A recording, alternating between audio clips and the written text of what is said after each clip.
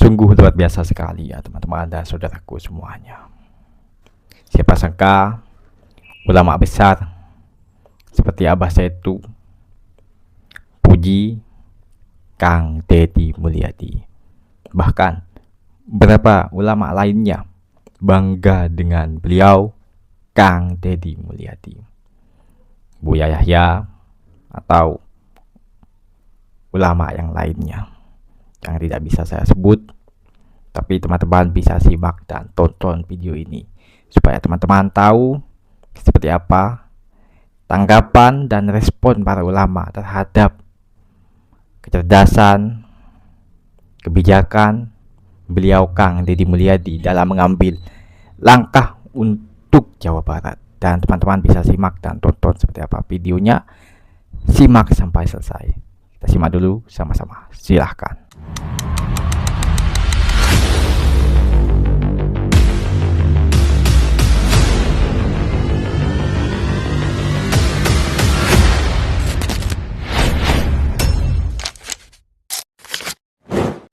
Selamat siang sahabat KDM ya, dimanapun berada, semoga panjenengan dimanapun adalah mulia ya. Abah baru menyaksikan beberapa video Kang Deddy yang beliau senantiasa setiap perkataannya menggunakan kalam Abah Anom ya. Dan memang setahu Abah, Kang Deddy itu dulu pernah ditalkin sama Wajejen ya tadi semua. Maka Abah bisa mengatakan Kang Deddy Mulyadi ini kenapa luar biasa, kenapa begitu paham dengan alam ya. Karena beliau ini bukan hanya sebatas jadi murid ya, tapi jadi murid jadinya Abah Anom. Maka beliau adalah Al-Qur'annya bukan hanya di lisan, dalilnya bukan hanya di lisan, ini semua. Itulah yang seharusnya kita pun sama melakukannya. Dan semoga para pemimpin Indonesia dari presiden, gubernur, bupati, wali kota juga adalah pemimpin yang selalu menggunakan rasa, sahabat. Beliau berkata, Abah Anom berkata, kalau seandainya seorang pemimpin berjanji dengan lisan, maka yang didengar hanya oleh telinga. Tetapi pada saat seorang pemimpin atau manusia adalah bicara dengan rasa, maka yang akan dirasakan adalah rasa ya sahabat. Maka Abah sedang di jalan ini ada kesempatan mengomentari dari video-video beliau ya, yang Abah tahu memang ya, waktu dulu masih beliau adalah bupati di Purwakarta, beliau itu adalah muridnya pengarsa Abah ya. Makanya Wajejen selalu hadir, bahkan dalam setiap acara di Kabupaten Purwakarta yang selalu diundang adalah Wajejen. Dan saya mengatakan ya, walaupun beliau tidak rajin manakib ataupun khotaman ya, atau zikiran jahar ya, tapi beliau Abah katakan adalah murid jadi, bukan jadi murid dari semua ya. Karena perkataan gurunya sudah ada pada rasanya dari semua. Maka inilah ya sahabat ya, barangkali Kang Deddy termasuk orang, kalau menurut Abah, sudah paham hukum fisika ya. Mari warga Jawa Barat dan juga warga Nusantara, kita dukung pemimpin yang semacam ini. Ini termasuk adalah langkah. Beberapa hari yang lalu datang seorang gubernur dari Belanda. Bayangkan, baru berapa bulan beliau menjabat, gubernur, bahkan Abah dengar katanya ada gubernur daripada London tadi semua ingin datang kepada beliau, yang selama ini adalah biasanya pejabat-pejabat menggunakan anggaran untuk perjalanan luar negeri, beliau nolkan. Deddy Mulyadi tidak membutuhkan negara lain untuk studi banding, karena dialah yang harusnya dijadikan studi banding oleh manusia, pemimpin di dunia. Dan ternyata orang-orang yang waras seperti salah seorang gubernur di Belanda, seorang gubernur Abah dengar dari London, nanti akan menyusul itu. Karena orang yang semacam ini termasuk adalah limited edition dari semua. Itulah karunia Allah pada kita. Tapi jangan hati-hati mendewakan beliau. Jangan memutuskan beliau. Karena Abah yakin orang semacam beliau tidak akan mau didewakan, diputuskan dari semua oleh manusia. Karena dia bekerja adalah untuk Allah dari semua ya. Nah inilah yang harus kita pahami tentang bagaimana beliau. Terima kasih Pak Gubernur. Saya mendengar pidato beliau beberapa kali bersyukur masyarakat Jawa Barat punya gubernur cerdas. Biar cerdas, kalau hanya tinggal di kantor tidak berpengaruh. Beliau cerdas dan turun ke lapangan, melihat langsung masyarakatnya. Saya baru melihat pejabat. Saya ini keliling Pak, Sabang sampai Merauke. Biasanya kalau gubernurnya datang, masyarakatnya dingin. Ini Pak Gubernur tadi datang, aduh lebih hebat dari artis. Saya sampai tidak percaya diri. Oh, kalah populer saya di sini. Allah Karim. Kita doakan beliau sehat walafiat. Diberikan keberanian, karena biar sehat cerdas, kalau penakut tidak ada gunanya. Diberikan keberanian untuk memberantas kemaksiatan. Amin. Dan paling penting kita doakan cepat dapat jodoh. Terima kasih. Sebelum saya akhiri, saya mau berpantun. Boleh? Boleh? Jawab dengan cakep ya. Oke. Ayo Tinting beranyak satu. Yang penting kita bersatu. Ayo Tinting naik gerobak. Yang penting kita kompak. Ayo Tinting masih janda. Urusannya Pak Gubernur. Terima kasih. Usikum wa nafsi bitaqwallah fastabiqul khairat. Assalamualaikum warahmatullahi wabarakatuh. Pemimpin yang baik harus berusaha untuk selalu membuat perubahan yang baik. Tentunya membuat perubahan bersama-sama dengan melibatkan semua orang yang ada bersamanya atau di tempatnya untuk membuat perubahan. Rakyat yang baik itu bukan juga mengganggu pemimpin yang ingin melakukan kebaikan, tapi mendukung kebaikan yang direncanakan atau dilaksanakan. Kalau ada kekurangannya, ya kita membuat koreksi, membenahi dengan cara yang baik juga. Loh, kalau hidupnya begini kan enak. Kadang-kadang kesombongan kita sebagai seorang pemimpin diingatkan oleh rakyat untuk kebaikan tidak mau, atau rakyat tuh pengennya pemimpinnya malaikat, nggak punya kesalahan, ya nggak ketemu, nggak model seperti itu.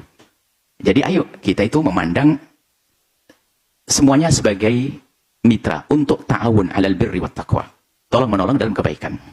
Mungkin bicara tentang Gubernur Jawa Barat, kalau diperhatikan ada upaya-upaya membuat perubahan menjadi lebih baik. Dari sisi ini tentunya kita harus dukung, bukan gubernurnya si A, si B, si C. Kepada semua pemimpin, hendaknya kita punya cara pandang yang sehat.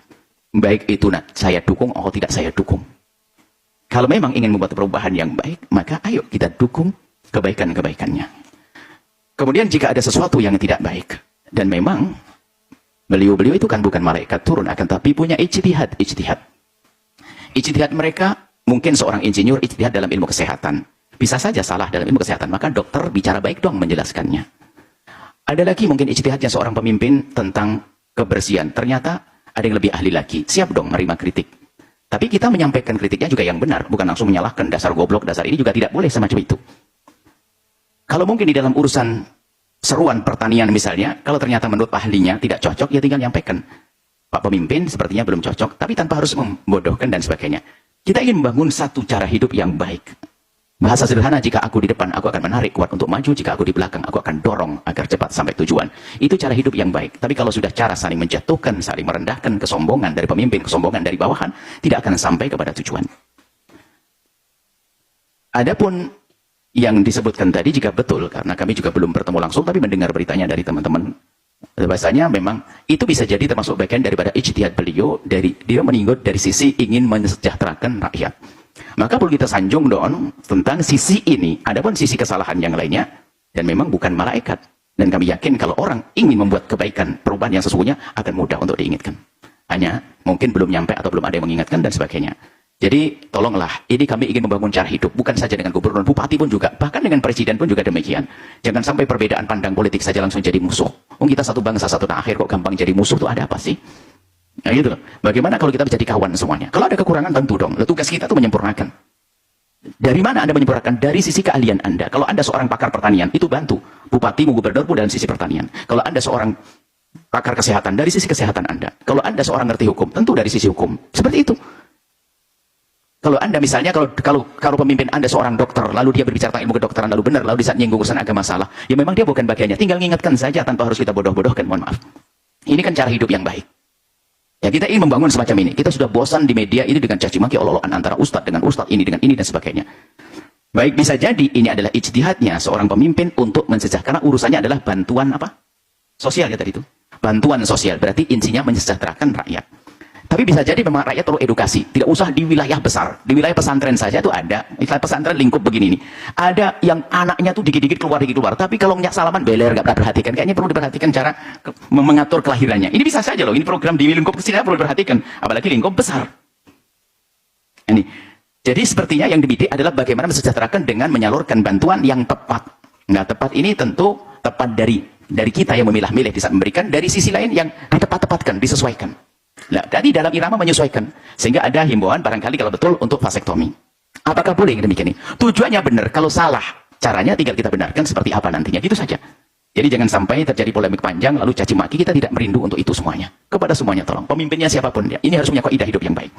Adapun masalah vasektomi, tobektomi. Vasektomi itu adalah, mungkin sederhananya adalah, salah satu cara menjauhkan dari kehamilan. Sehingga seorang laki-laki tidak sembuai. Dengan satu proses operasi ringan atau berat, wallah alam operasinya sebentar, di mana satu proses sehingga seorang laki-laki itu nanti dia bisa berhubungan suami istri dengan normal, cuman dia menjadi tidak bisa membuai karena ada cara tertentu menurut medis yang lebih tahu dalam hal ini. Atau bahasa lain adalah pemandulan. Kalau kontrasepsi yang lainnya adalah mengatur kelahiran, misalnya mengatur kehamilan. Tapi kalau sudah vasektomi ini dahulu disebut sebagai mungkin pemandulan, istilah pemandulan sehingga seorang laki-laki jadi mandul tidak bisa membuai. Jika pemandulan maka tidak diperkenankan. Pemandulan ini secara hukum fikih sebelum diterapkan kepada rambu-rambu negara tadi yang disebutkan. Dalam hukum fikih dulu, kalau pemandulan tidak diperkenankan. Karena sudah punya anak 2 lalu dimandulkan. Oh, jangan dimandulkan. Kita tidak bisa menjamin anaknya. Jangan-jangan besok anaknya diambil ke surga duluan. Akhirnya nggak punya anak lagi, nyesel kan gara-gara mandulkan diri. Kita tidak tahu apa yang terjadi esok hari. Yang ada adalah mengatur kehamilan dengan cara alat-alat kontrasepsi yang sehat, mohon maaf, dengan cara azl dan seterusnya. Ada nanti kontrasepsi yang banyak, itu pun harus dipilah-pilah. Baik, adapun vasektomi atau sistem pemandulan ini tentunya ada di antara para medis sendiri kan juga berdebat. Mohon maaf para dokter, tentu ini yang kami nukil daripada yang kami dengar daripada perkataan para dokter juga. Di antara dokter pun khilaf setelah itu di akhir-akhir ini. Apakah vasektomi nanti bisa dikembalikan sehingga mandulnya tidak selamanya?